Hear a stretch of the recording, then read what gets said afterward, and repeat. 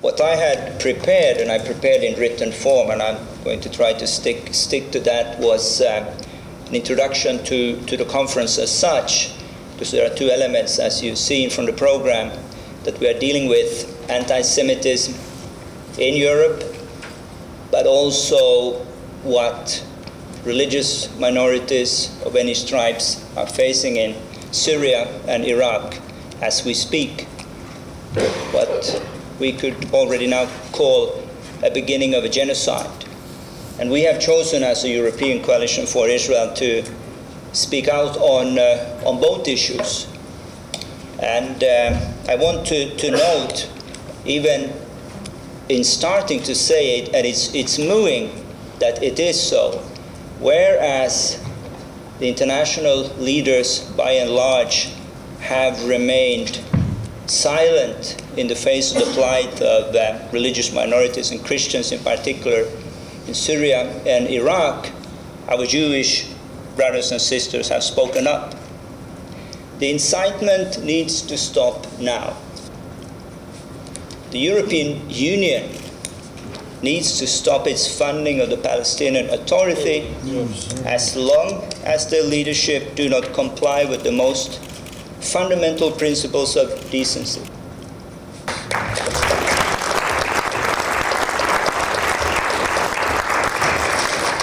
EU cannot fund hate. I repeat, the European Union cannot fund hate. What brings us here today is the plight of Christians and other religious minorities, and let me be clear, also Muslim religious minorities, which are being slaughtered as we speak.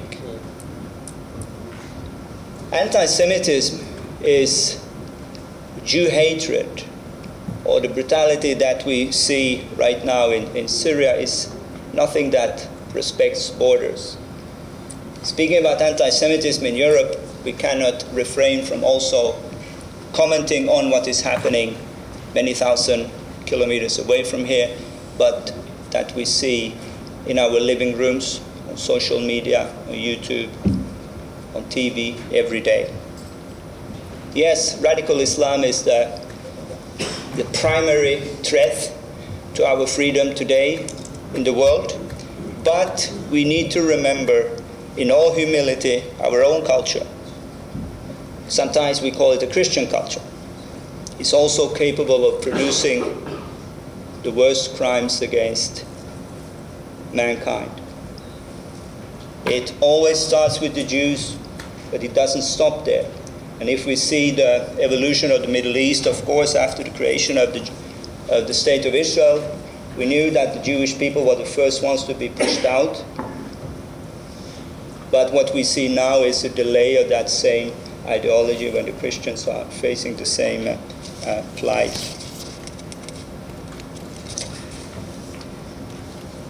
Friends, the time to stand together in the face of evil has come. And thank you for wanting to stand together with us. What should Europe do to recognize the abnormality of the danger to the Jewish co-citizens amidst us to start? And also, that should be very honest, to recognize from which political side, from which communities are coming the threats and the fear to the Jews. How should we act? That's our responsibility. I said awareness, have the facts straight, have a proper debate here in the Parliament. Of course you can say, yes, we have an intergroup or a working group. That is not on the official level. It should be in the committees, it should be in the plenary. And when you're addressing it, then you should act. And you should say to the European Commission, the Council, what to do against anti-Semitism in our midst. What kind of anti-Semitism do we have here in Europe? It is the Israelization of anti-Semitism. I quote, "It is this widespread and grassroots Israelization of Jew hatred which converted the 19th century Jewish question into the 21st century Israeli question that explains today's demonstration of hatred." And she said quite clearly, it is not that the Jews bad or Israel is bad, they are hated. And that should be deeply recognized here in the European institutions. By protecting our co-Jewish citizens, that they have a normal life, and that means that we have a lot to do in first properly have the issue at the table and then act. What we now see is to try to negate it, and that means that it will become worse. At a time when the free world should unite to push back radical Islamism and extremism, the socialists of Europe are focusing their energy to recognize a state where Hamas is the leading force. That is indeed worrying. The atrocities of the Islamic State have, I would say, shocked us all. It is obvious that their military advances caught Western leaders off guard. The President of the United States admitted he had no plan to defeat IS, and he was hesitant to intervene. The European countries have, to varying degree, contributed to the coalition against IS. But like the US, they prefer to ignore statements from military experts that boots on the ground is the only way of defeating IS. My own government, led by Social Democrats, sends humanitarian aid to the region, while simultaneously doing their utmost to avoid using the word genocide. Under international law, that would mean a responsibility to protect the victims of IS. Let me say, whether Western leaders like it or not, the fact of the matter is that the international community will have to intervene in order to defeat IS and enable Iraqi minorities to return to their homes in a safe environment. What unites Jews, Christians, Kurds and other minorities of the Middle East is their historic vulnerability. What unites them is also the future of the failure of Europe to come to their aid in times of suffering. I make no illusions. It won't be easy to stop history from repeating itself in this aspect. At the same time, the barbarism of IS has forced many Europeans to realize that the most brutal threat to peace in the Middle East is radical Islamism.